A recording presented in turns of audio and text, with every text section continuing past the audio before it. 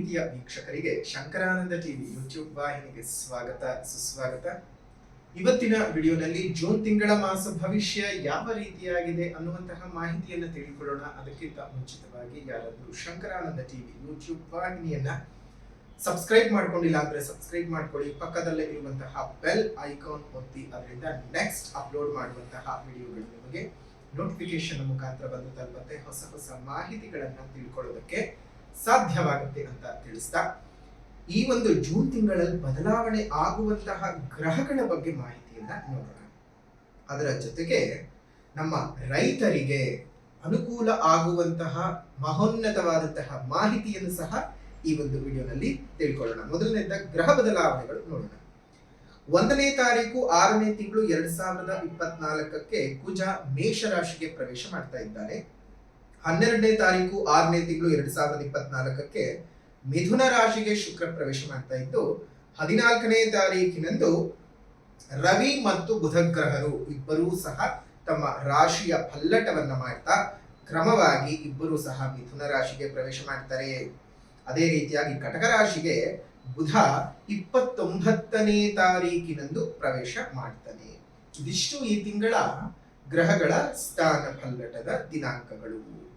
ಅದರ ಜೊತೆಗೆ ನಮ್ಮ ರೈತಾಪಿ ವರ್ಗದವರಿಗೆ ಮುಂಗಾರು ಮಳೆಯ ದಿನಾಂಕಗಳನ್ನ ನಾವು ತಿಳ್ಕೊಳ್ತಾ ಹೋಗೋಣ. ಯಾವ್ಯಾವ ದಿನಾಂಕಗಳಲ್ಲಿ ಮಳೆ ಬರಬಹುದು ಅಂತ ನೋಡಿ.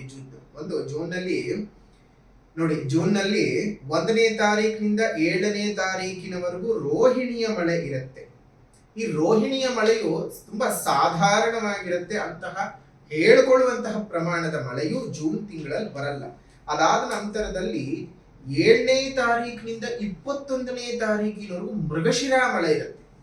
ಮೃಗಶಿರಾ ನಕ್ಷತ್ರದ ಮಳೆ ಇರುತ್ತೆ. ಆ ಮೃಗಶಿರಾ ನಕ್ಷತ್ರದ ಮಳೆಯೂ ಸಹ ತುಂಬಾ ಸಾಧಾರಣವಾಗಿದ್ದು ಬಹಳ ಅತಿ ಹೆಚ್ಚಿನ ಪ್ರಮಾಣದಲ್ಲೇನು ಬರುವುದಿಲ್ಲ. ಇನ್ನು ಜೂನ್ ತಿಂಗಳಲ್ಲಿ ಯಾವ ಯಾವ ದಿನಾಂಕಗಳಂದು ಮಳೆ ಬರಬಹುದು ಅನ್ನುವಂಥದ್ದು ನೋಡೋಣ. 1, 2, 5, 6, 9, 10, 11, 12, 13, 14, 15, 16, 23, 24, 25, 26, 27, 28, 29 ಈ ದಿನಾಂಕಗಳಂದು ನೀವು ಮಳೆಯನ್ನ ನಿರೀಕ್ಷೆ ಮಾಡಬಹುದು. ನೋಡಿ, ಮುಂಚೆನೆ ನಮ್ಗೆ ಯಾವ್ಯಾವ ದಿನಾಂಕಗಳಲ್ಲಿ ಮಳೆಯನ್ನ ನಾವು ನಿರೀಕ್ಷೆ ಮಾಡಬಹುದು ಅನ್ನೋದನ್ನ ಎಷ್ಟು ಚೆನ್ನಾಗಿ ನಮ್ಮ ಪೂರ್ವಿಕರು ಯಾವುದೇ ರೀತಿಯಾದಂತಹ ಇವಾಗಿನ ವೆದರ್ ಫೋರ್ಕಾಸ್ಟಿಂಗ್ ರಿಪೋರ್ಟ್ಸ್ ಗಳನ್ನ ಅವಾಗ್ಲೇನೆ ಎಂತ ಒಳ್ಳೆ ರೀತಿಯಲ್ಲಿ ಸಿದ್ಧ ಮಾಡಿ ಇಟ್ಕೊಂಡಿದ್ರು. ಒಂದು ಪಂಚಾಂಗದ ಲೆಕ್ಕಾಚಾರದಲ್ಲಿ ಇದ್ರೆ ಅವರ ಬುದ್ಧಿವಂತಿಕೆಯನ್ನ ನಾವು ಗ್ರಹಿಸಿಕೊಳ್ಳಲೇಬೇಕಲ್ವಾ. ಈ ರೀತಿಯಾಗಿರ್ತಕ್ಕಂತಹ ವಿಶೇಷವಾದಂತಹ ಮಾಹಿತಿಯು ನಮ್ಮ ರೈತಾಪಿ ವರ್ಗದವರಿಗೆ ಅನುಕೂಲವಾಗುತ್ತೆ. ಅವರ ಉಳುಮೆಗಾಗಿರಬಹುದು, ಗೊಬ್ಬರ ಚೆಲ್ಕೊಳ್ಳೋದಕ್ಕಾಗಬಹುದು, ನಾಟಿ ಕೆಲಸಗಳಿಗಾಗಬಹುದು, ಇವೆಲ್ಲದಕ್ಕೂ ಸಹ ತುಂಬಾ ಅನುಕೂಲತೆಗಳು ಉಂಟಾಗುತ್ತೆ. ಈ ದಿನಾಂಕಗಳಲ್ಲಿ ಮಳೆ ಬಂದ ಸಂದರ್ಭದಲ್ಲಿ ನಿಮ್ಮ ಕೃಷಿ ಚಟುವಟಿಕೆಗಳನ್ನ ನೀವು ಮುಂದುವರಿಸ್ತಾ ಹೋಗಿ. ನಿಮ್ಮೆಲ್ಲರಿಗೂ ಸಹ ಶುಭವಾಗಲಿ. ಅದೇ ರೀತಿಯಾಗಿ ಈ ಒಂದು ಗ್ರಹಗಳ ಬದಲಾವಣೆ ಸ್ಥಿತಿಯಿಂದಾಗಿ ಇನ್ನು ಆಗ್ಲೇ ನೋಡಿದ ಹಾಗೆ ಗ್ರಹ ಸ್ಥಿತಿಗಳ ಬದಲಾವಣೆಗಳು ಯಾವ್ಯಾವ ದಿನಾಂಕಗಳಲ್ಲಿ ಆಗತ್ತೆ ಅನ್ನುವ ಆಧಾರದ ಮೇಲೆ ಮಿಥುನ ರಾಶಿಯವರಿಗೆ ಯಾವ ರೀತಿಯಾಗಿ ಇದೆ ಜೂನ್ ತಿಂಗಳಲ್ಲಿ ಅಂತ ಗಮನಿಸೋಣ. ಜೂನ್ ತಿಂಗಳಲ್ಲಿ ನಿಮಗೆ ಒಳ್ಳೆ ರೀತಿಯಾದಂತಹ ಯೋಗದ ಫಲಗಳು ಇದೆಯಾ ಅಥವಾ ಬೇರೆ ಇನ್ನೇನಾದ್ರೂ ಕಿಡುಕಿನ ವಾತಾವರಣವಿದೆಯಾ? ನಿಮ್ಮ ಮಿಥುನ ರಾಶಿಯವರ ಜೀವನ ಯಾವ ರೀತಿಯಾಗಿ ಇರಬಹುದು ಅಂದ್ರೆ, ಸ್ವಲ್ಪ ಮಟ್ಟಕ್ಕೆ ಆರ್ಥಿಕ ಮುಗ್ಗಟ್ಟಿನಿಂದ ಆಚೆ ಬರುವ ಸಾಧ್ಯತೆಗಳಿದ್ದಾವೆ. ಸ್ವಲ್ಪ ಮಟ್ಟಕ್ಕೆ ಸುಧಾರಿಸುತ್ತೆ. ಕಷ್ಟಗಳು ಇದ್ದರೂ ಆ ಕಷ್ಟಗಳನ್ನ ಹೇಗೋ ಅನುಸರಿಸಿಕೊಂಡು ಅನುಭವಿಸಿಕೊಂಡು ಜೀವನವನ್ನ ಮುಂದುವರೆಸಿಕೊಂಡು ಹೋಗಬೇಕಾಗಿರ್ತಕ್ಕಂತಹ ಅನಿವಾರ್ಯತೆಯೂ ಇದೆ, ಅವಶ್ಯಕತೆಯು ಮಿಥುನ ರಾಶಿಯವರಿಗೆ ಇರ್ತಕ್ಕಂಥದ್ದು. ನಿರುದ್ಯೋಗಿಗಳಿಗೆ ಉದ್ಯೋಗದ ಲಾಭಗಳು ಇದ್ದಾವೆ. ವಿದ್ಯಾರ್ಥಿಗಳಿಗೆ ಶುಭವಾಗಿರ್ತಕ್ಕಂತಹ ವಿದ್ಯಾಪ್ರಾಪ್ತಿಯ ಯೋಗ ಇದೆ. ನಿಮ್ಮ ಜೀವನದಲ್ಲಿ ಒಂದಿಷ್ಟು ಸ್ವಂತ ವ್ಯಾಪಾರವನ್ನು ಮಾಡ್ತಾ ಇರ್ತಕ್ಕಂಥವರಿಗೆ ವ್ಯಾಪಾರದಲ್ಲಿ ಲಾಭಗಳು ಬರುತ್ತೆ.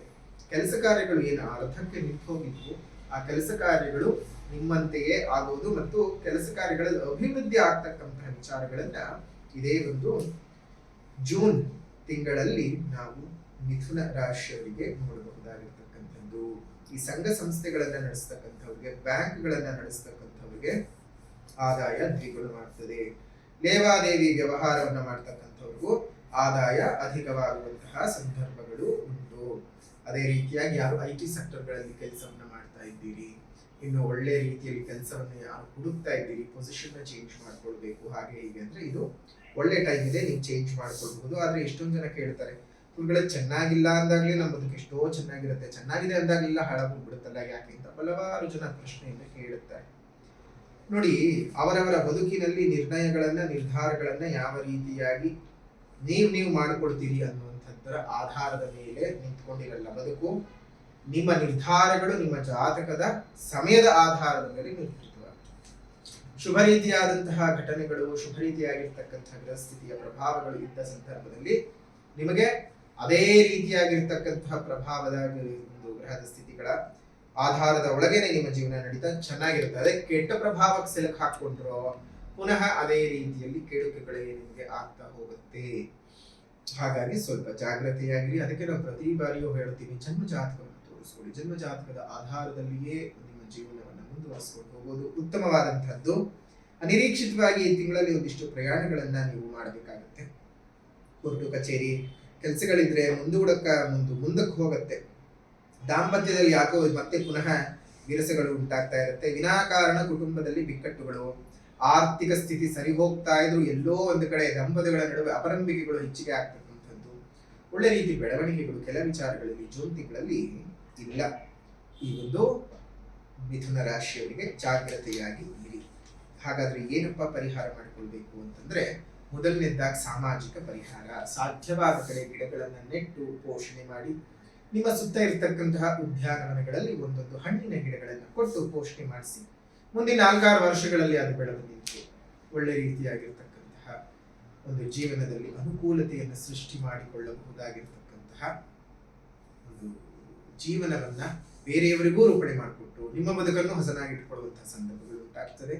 ನಿಮ್ಮ ಮನೆ ಮುಂದೆ ಮತ್ತು ಮೇಲ್ಭಾಗದಲ್ಲಿ ಒಂದೊಂದು ಸಣ್ಣ ಸಣ್ಣ ಕುಂಡಗಳಲ್ಲಿ ನೀರನ್ನ ಇಡ್ತಾ ಬನ್ನಿ.